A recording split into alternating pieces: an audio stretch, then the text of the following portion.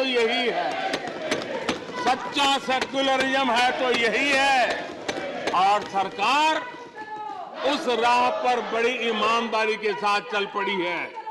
अमृत काल में हमने सैचुरेशन का संकल्प लिया है। 100% लाभार्थियों तक पहुंचने का भाजपा एनडीए सरकार का ये संकल्प है। आदरणीय सभापति जी, ये 100% वाली बात, ये सैचुरेशन वाली बात देश की अनेक समस्याओं का समाधान तो है ही। उस नागरिक की समस्याओं का समाधान इतना ही नहीं है, देश की समस्याओं का समाधान है।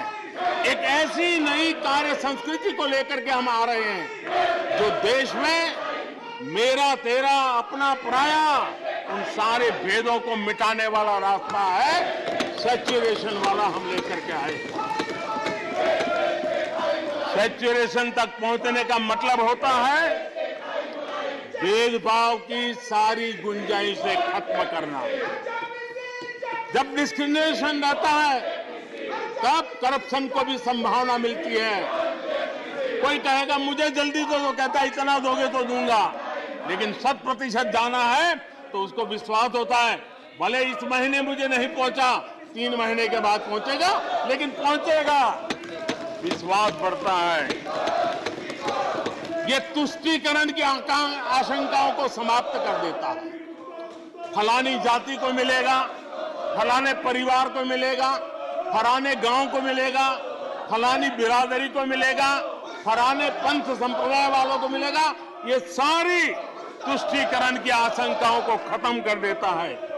स्वार्थ के आधार पर लाभ पहुंचाने की प्रवृत्ति को पूरी तरह खत्म कर देता है और समाज के आखिरी व्यक्ति को, जो आखिरी पंक्ति में खड़ा हुआ व्यक्ति है, और महात्मा गांधी जिसकी हमेशा वकालत करते थे, उसके अधिकारों की रक्षा इसके अंदर समाहित होती है और हम उसको सुनिश्चित करते हैं। और सबका साथ सबका विकास, ये मतलब यही है कि 100% उनके हकों को पहुंचाना। जब सरकार की मशीनरी का लक्ष्य हर पात्र व्यक्ति तक पहुंचने का हो तो भेदभाव पक्षपात टिक ही नहीं सकता। इसलिए हमारा ये 100% सेवा अभियान सोशल जस्टिस, सामाजिक न्याय, इसका बहुत बड़ा सशक्त माध्यम है। यही सामाजिक न्याय की असली गारंटी है। यही सच्ची पंथ निरपेक्षता है। यही सच्चा सेक्युलरिज्म है। हम देश को विकास का ये मॉडल दे रहे हैं जिसमें हितधारक सबको उनके हक मिले। देश हमारे साथ है। कांग्रेस को बार बार देश नकार रहा है, लेकिन कांग्रेस और उसके साथी अपनी साजिशों से बाज नहीं आते हैं और जनता ये देख भी रही है और उनको हर मौके पर सजा भी देती रही। आदरणीय सभापति जी, हमारे देश की आजादी में 1857 से लेकर के स्वतंत्र संग्राम का कोई भी दशक उठा लीजिए, हिंदुस्तान का कोई भी भूभाग उठा लीजिए, मेरे देश की आजादी की लड़ाई में मेरे देश के आदिवासियों का योगदान स्वर्णिम पृष्ठ से भरा पड़ा हुआ है। गर्व होता है देश को कि मेरे आदिवासी भाइयों ने आजादी के महात्म्य को समझा था, लेकिन दशकों तक मेरे आदिवासी भाई विकास से वंचित रहे और विश्वास का सेतु तो कभी बन ही नहीं पाया। आशंकाओं से भरी हुई व्यवस्था बनी और उन नौजवानों के मन में बार बार सरकारों के लिए सवाल उठते चले गए, लेकिन उन्होंने सही नीयत से काम किया होता नेक नियत से काम किया होता, आदिवासियों के कल्याण के प्रति समर्पण भाव से काम किया होता, तो आज 21वीं सदी के तीसरे दशक में मुझे इतनी मेहनत नहीं करनी पड़ती। लेकिन उन्होंने नहीं किया। अटल बिहारी वाजपेयी की सरकार थी, पहली बार इस देश में आदिवासियों के विकास के लिए अलग मंत्रालय बना, पहली बार आदिवासियों की कल्याण के लिए, भलाई के लिए, विकास के लिए अलग बजट की व्यवस्था हुई। आदरणीय सभापति जी, हमने 110 जिलों को आकांक्षी जिलों के रूप में आइडेंटिफाई किया, जो विकास में पीछे रह गए, सामाजिक न्याय जैसे महत्व का है, एवं भौगोलिक रूप से भी जो पीछे रह गए हैं उनको न्याय दिलाना उतना ही आवश्यक होता है। और इसलिए हमने 110 आकांक्षी जिले और 110 में आधे से अधिक वो इलाके हैं जहां बहुल जनसंख्या जनजातीय हैं, मेरे आदिवासी भाई बहन रहते हैं। 3 करोड़ से ज्यादा आदिवासी भाइयों को इसका सीधा लाभ मिला है, उनके जीवन में बदलाव आया है। इन क्षेत्रों में शिक्षा, स्वास्थ्य, इंफ्रास्ट्रक्चर, इसमें अभूतपूर्व सुधार हुआ है, क्योंकि हमने 110 जिलों पर विशेष फोकस किया है, उनका रेगुलर मॉनिटरिंग कर रहे हैं। यहां पर हमारे कुछ माननीय सदस्यों ने ट्राइबल सब प्लान की बात का जिक्र किया था। मैं ऐसे साथियों का अनुरोध करता हूं कि जरा समय निकाल करके किसी पढ़े लिखे व्यक्ति की मदद लेकर के बैठिए, जो बजट को अध्ययन कर सकता है, थोड़ा समझा सकता है, और आप देखेंगे तो पता चलेगा कि बजट में शेड्यूल्ड ट्राइब कंपोनेंट फंड्स, इसके तहत 2014 के पहले की तुलना में 5 गुना अधिक वृद्धि हुई है।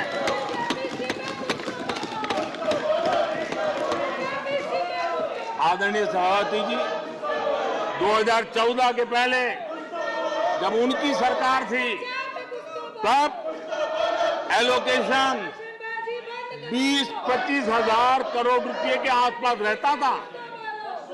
बहुत पुरानी बात नहीं है, सिर्फ 20-25 हजार करोड़ रुपए। आज यहां आकर के गीत गा रहे हैं। हमने आकर के इस वर्ष 1,20,000 करोड़ का प्रावधान किया। हमने बीते 9 वर्षों में हमारे आदिवासी, हमारे जनजातीय भाई बहनों के उज्जवल भविष्य के लिए और बच्चों के उज्जवल भविष्य के लिए 500 नए एकलव्य मॉडल स्कूल स्वीकृत किए हैं, और ये 4 गुना ज्यादा बढ़ोतरी है।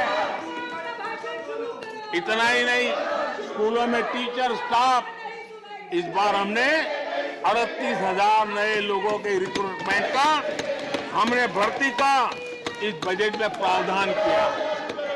आदिवासियों के कल्याण के लिए समर्पित हमारी सरकार ने, मैं जरा आपको फॉरेस्ट राइट एक्ट की बात की तरफ ले जाना चाहता हूं।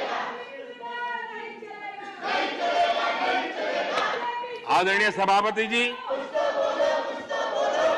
देश आजाद होने से लेकर हमारे आने से पहले, 2014 के पहले, आदिवासी परिवारों को 14 लाख जमीन के पट्टे दिए गए थे।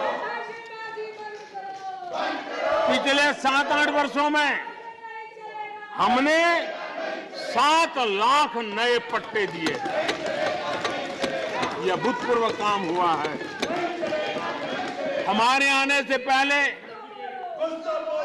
23,000 सामुदायिक पट्टे दिए गए थे, 23,000। हमारे आने के बाद 80,000 से अधिक सामुदायिक पट्टे दिए गए हैं। लिप सिंपैथी बता करके आदिवासियों की भावनाओं के साथ खेलने के बजाय अगर कुछ किया होता तो आज मुझे इतनी मेहनत न करनी पड़ती और ये काम पहले आराम से हो जाता, लेकिन ये उनकी प्रायोरिटी में नहीं था। आदरणीय सभापति जी, इनकी अर्थनीति, उनकी समाज नीति, उनकी राजनीति वोट बैंक के आधार पर ही चलती रही और उसके कारण समाज की जो बेसिक ताकत होती है, स्वरोजगार के कारण देश की आर्थिक गतिविधि बढ़ाने वाला जो सामर्थ्य होता है, इन्होंने हमेशा नजरअंदाज कर दिया। उनको वो इतने छोटे लगते थे, इतने बिखरे हुए लगते थे, तो उसका उनको कोई मूल्य ही नहीं था। जो छोटे छोटे काम में जुड़े हुए, जो स्वरोजगार के ऊपर समाज पर बोझ बने बिना समाज में कुछ न कुछ वैल्यू एडिशन करते हैं, उनके प्रति दुर्लक्ष्य किया गया। छोटे काम में जुटे इन करोड़ों लोगों को भुला दिया गया। मुझे गर्व है कि मेरी सरकार ने रेहड़ी वाले, ठेले वाले, फुटपाथ पर व्यापार करने वाले लोगों की सुन ले, ब्याज के चक्कर में जिनके जीवन तबाह हो जाते थे, दिन भर का पसीना ब्याज खोरों के घर जाकर के चुकाना पड़ता था, उन गरीबों की चिंता हमने की, उन रेहड़ी ठेले पटरी वालों की चिंता हमने की। और आदरणीय सभापति जी, हमने इतना ही नहीं, हमारे विश्वकर्मा समुदाय जो समाज निर्माण के अंदर एक भूमिका देते हैं, जो अपने हाथ से औजार की मदद से कुछ न कुछ सृजन करते रहते हैं, समाज की आवश्यकताओं की बहुत बड़ी मात्रा में पूर्ति करते हैं। चाहे हमारा बंजारा समुदाय हो, चाहे हमारे गुमंत जाति के लोग हैं, हमने उनकी चिंता करने का काम किया है। पीएम स्वनिधि योजना हो, पीएम विश्वकर्मा योजना हो, जिसके द्वारा हमने समाज के इन लोगों की मजबूती के लिए काम किया है, उनके सामर्थ्य को बढ़ाने के लिए काम किया। आदरणीय सभापति जी, आप तो स्वयं किसान पुत्र हैं। इस देश के किसानों के साथ क्या बीती है, ऊपर के कुछ एक वर्ग को संभाल लेना और उन्हीं से अपनी राजनीति चलाए रखना, यही सिलसिला चला। इस देश की कृषि की सच्ची ताकत छोटे किसानों में है। 1 एकड़ 2 एकड़ भूमि का वो बड़ा मुश्किल से 80-85% इस देश का ये वर्ग है। इन छोटे किसान उपेक्षित थे, उनकी आवाज कोई सुनने वाला नहीं था। हमारी सरकार ने छोटे किसानों पर ध्यान केंद्रित किया, छोटे किसानों को फॉर्मल बैंकिंग के साथ जोड़ा। आज साल में 3 बार सीधे पीएम किसान सम्मान निधि छोटे किसान के खाते में जमा होती है। इतना ही नहीं, हमने पशुपालकों को भी बैंकों से जोड़ा, हमने मछुआरों को बैंकों से जोड़ा और उनको ब्याज में रियायत दे करके उनके आर्थिक सामर्थ्य को बढ़ाया, ताकि वो अपना व्यवसाय विकसित कर सके, अपने क्रॉप पैटर्न को बदल सके, अपने उत्पादित की हुए माल को रोक करके उचित दाम मिलने पर बाजार में ले जा सके। उस दिशा में हमने काम किया। आदरणीय सभापति जी, हम जानते हैं हमारे देश के बहुत सारे किसान ऐसे हैं कि जो बरसाती पानी पर उनको गुजारा करना पड़ता है। सिंचाई की व्यवस्था ये पिछली सरकारों ने की नहीं। हमने और देखा है कि ये छोटे किसान पानी बरसाती के भरोसे जीने वाले, मोटे अनाज की खेती करते हैं, पानी होता नहीं है, ये मोटे अनाज की खेती करने वाले किसानों को हमने विशेष स्थान दिया।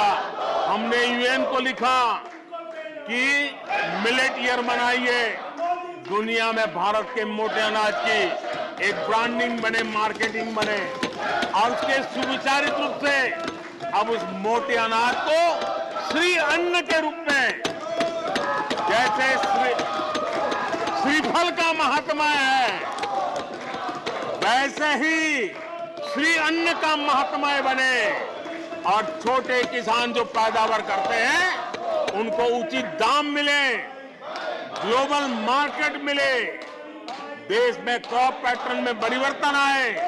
और इतना ही नहीं, ये मिलेट सुपर फूड है, पोषण के लिए बहुत बड़ी ताकत है। हमारे देश के नई पीढ़ी को पोषण की समस्या के समाधान में भी ये काम आए, जो मेरे छोटे किसान को भी मजबूत करेगा। हमने फर्टिलाइजर में भी अनेक नए विकल्प डेवलप किए हैं, उसका भी लाभ मिल रहा है। आदरणीय सभापति जी,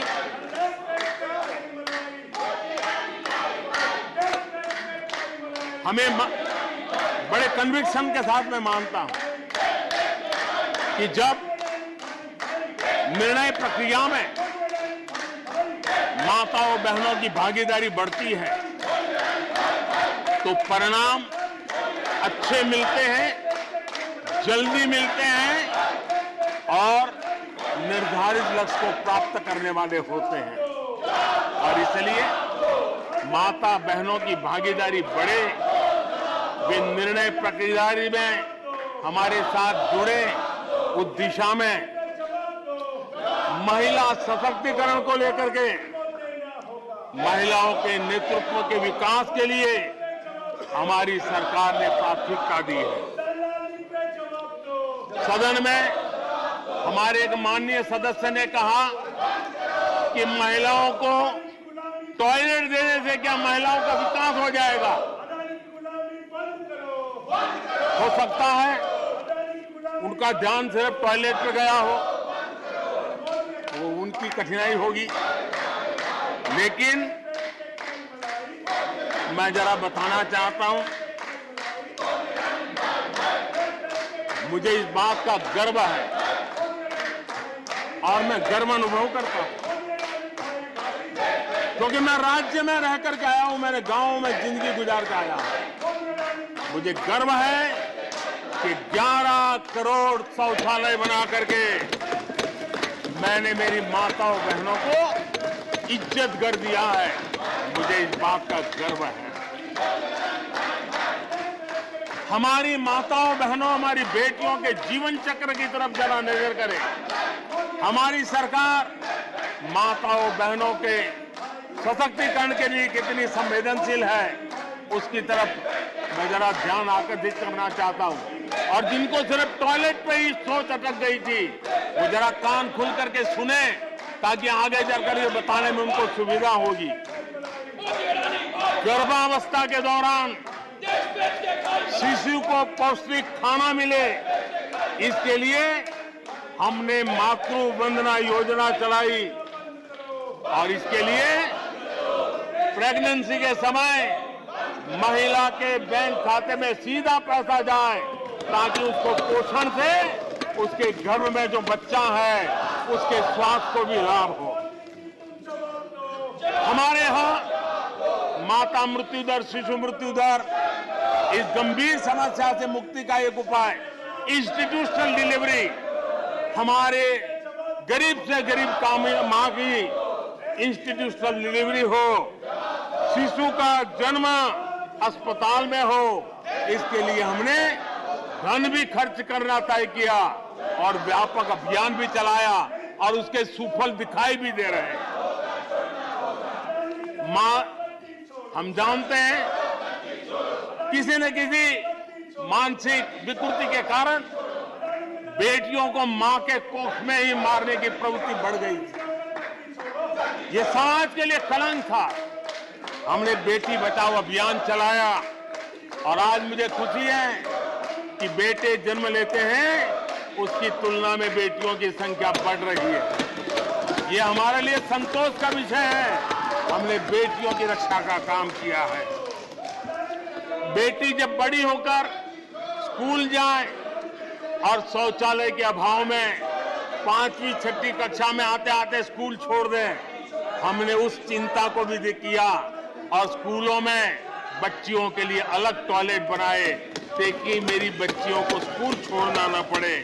ये हमने चिंता की।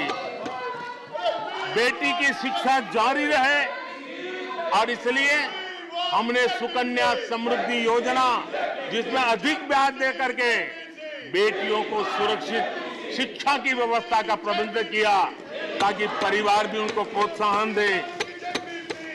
बेटी बड़ी होकर अपना काम करने के लिए बिना गारंटी मुद्रा योजना से लोन ले सके, अपने पैरों पे खड़ी हो सके। और मुझे खुशी है कि मुद्रा योजना के लाभार्थियों में 70% हमारी माताएं बेटियां हैं। हमने ये काम किया है। मां बनने के बाद भी नौकरी जारी रख सके, इसके लिए मातृत्व अवकाश में हमने वृद्धि की है। वो डेवलप कंट्रियों से भी कभी कभी ज्यादा है। ये काम हमने किया है। बेटियों के लिए हमने सैनिक स्कूल खोल दिए हैं। आदरणीय सभापति जी, आप तो स्वयं सैनिक स्कूल के विद्यार्थी रहे हैं। बेटियों को वहां एंट्री नहीं थी, वो काम भी हमने कर दिया। आज सैनिक स्कूलों में मेरी बेटियां पढ़ रही हैं। इतना ही नहीं, हमारी बेटियां अबला नहीं सबला है। वो सेना में जाना चाहती है, अफसर बनना चाहती है। हमने हमारी बेटियों को सेना के दरवाजे भी खोल दिए हैं और आज गर्व होता है सियाचिन में मेरे देश की कोई बेटी मां भारती की रक्षा करने के लिए तैनात होती है। बेटी को गांव में कमाई के अवसर मिले और इसके लिए हमने विमेन सेल्फ हेल्प ग्रुप, उसको एक नई ताकत दी, वैल्यू एडिशन किया और बैंकों से मिलने वाली उनकी रकम में बहुत बड़ा इजाफा किया।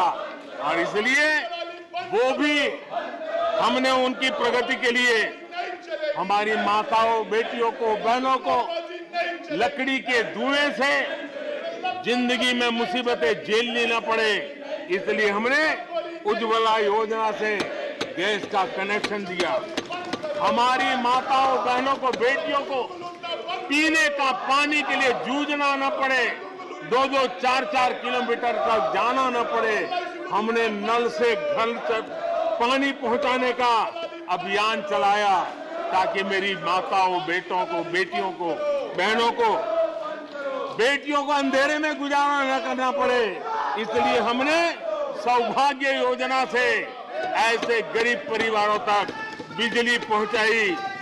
बेटी, मां, बहन कितनी ही गंभीर बीमारी हो लेकिन कभी बताती नहीं है। उसको चिंता रहती है कि कहीं बच्चों पे कर्ज हो जाएगा, परिवार पर बोझ हो जाएगा। वो पीड़ा सहती है लेकिन अपने बच्चों को अपनी बीमारी के विषय में नहीं बताती है। उन माताओं, बहनों को आयुष्मान कार्ड दे करके अस्पताल में बड़ी से बड़ी बीमारी से मुक्ति का रास्ता हमने खोल दिया है। आदरणीय सभापति जी, बेटी का संपत्ति पर अधिकार हो, इसलिए हमने सरकार की तरफ से जो आवाज देते हैं उसमें बेटी के राइट को निश्चित किया, उसके नाम पर प्रॉपर्टी करने का काम किया। हमने महिला सशक्तिकरण के लिए हमारी माताओं, बहनों को जो भी छोटी मोटी बचत कर लें, मुसीबत झेल करके बचत करना माताओं, बहनों का स्वभाव होता है और वो घर में अनाज के डिब्बे में पैसे रख करके गुजारा करती है। उस मुसीबत में निकाल के हमने उसको जनधन के खाते दे दिए। बैंक में पैसा जमा करे इसकी व्यवस्था कर दी। और आदरणीय सभापति जी, इस बजट सत्र के लिए तो गर्व की बात है कि बजट सत्र का प्रारंभ महिला राष्ट्रपति के द्वारा होता है और बजट सत्र का विधिवत प्रारंभ महिला वित्त मंत्री के अवसर पर होता है। देश में ऐसा संयोग पहले कभी नहीं आया जो आज आया है और हमारा तो प्रयास रहेगा कि ऐसे शुभ अवसर आगे भी देखने को मिले।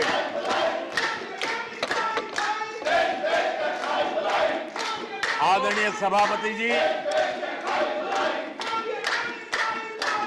जब देश को आधुनिक होना है, नए संकल्पों को पार करना है, तो हम साइंस और टेक्नोलॉजी के सामर्थ्य को नकार नहीं सकते। साइंस और टेक्नोलॉजी के महत्व को हमारी सरकार भली भांति समझती है, लेकिन हम टुकड़ों में नहीं सोचते, हम टोकनिज्म में नहीं सोचते हैं। हम साइंस और टेक्नोलॉजी की तरफ से देश को आगे बढ़ाने के लिए हर दिशा में काम कर रहे हैं, सार्वत्रिक प्रयास कर रहे हैं, अनेकविध इनिशिएटिव ले रहे हैं और इसलिए बचपन में साइंटिफिक टेम्परामेंट डेवलप करने के लिए अटल टिंकरिंग लैब, ये वैज्ञानिक सोच के निर्माण के लिए स्कूल के लेवल पर बच्चों को हमने अवसर दिया। उससे थोड़ा आगे निकले, बच्चा कुछ करना शुरू कर ले, तो हमने अटल इंक्यूबेशन सेंटर खड़े किए ताकि कुछ अगर अच्छी प्रगति की है तो उसको वो वायुमंडल मिले, ताकि वो टेक्नोलॉजी में कन्वर्ट करने के लिए वो खोज, वो इनोवेशन काम आ जाए। इसके लिए हमने विज्ञान की इस प्रगति का परिणाम, हमने नीतियां बदली। स्पेस के क्षेत्र में अब प्राइवेट भागीदारी का हमने सपना पूरा किया और मुझे खुशी है मेरे देश के नौजवान आज प्राइवेट सैटेलाइट छोड़ने की ताकत रखते हैं। ये साइंस एंड टेक्नोलॉजी। आज स्टार्टअप की दुनिया जो मूलतः साइंस और टेक्नोलॉजी से जुड़ी हुई है, उसमें यूनिकॉर्न की संख्या में आज हम दुनिया में तीसरे नंबर पर पहुंच गए हैं। आदरणीय सभापति जी, आज ये देश गर्व करेगा कि सर्वाधिक पेटेंट इनोवेशन और दुनिया के बाजार में टिकता है पेटेंट, ये सबसे अधिक पेटेंट रजिस्टर करने में आज मेरे देश के नौजवान आगे आ रहे हैं। आदरणीय सभापति जी, आधार की ताकत क्या होती है वो हमारी सरकार ने आके दिखा दिया और आधार से जुड़े हुए जो विद्वान लोग हैं उन्होंने भी कहा है कि आधार के महत्व को, टेक्नोलॉजी के महत्व को 2014 के बाद समझा गया और उसके कारण वो मेहनत अब रंग ला रही है। हमने देखा है कोविड के काल में कोविन प्लेटफॉर्म 200 करोड़ वैक्सीनेशन और सर्टिफिकेट कोविन का आपके मोबाइल पर विदिन ए सेकंड आ जाता है, लेकिन दुनिया को अचंभा तब हुआ कि भारत अपनी वैक्सीन लेकर के आ गया है कोविड में। दुनिया के लोग अपनी वैक्सीन, हमारे यहाँ पर बहुत बड़ा मार्केट था, बेचने के लिए भांति भांति के प्रेशर करते थे, आर्टिकल लिखे जाते थे, टीवी में इंटरव्यू दिए जाते थे, सेमिनार किए जाते थे। इतना ही नहीं, मेरे देश के वैज्ञानिकों को बदनाम करने के लिए, उनको नीचा दिखाने के लिए कल तक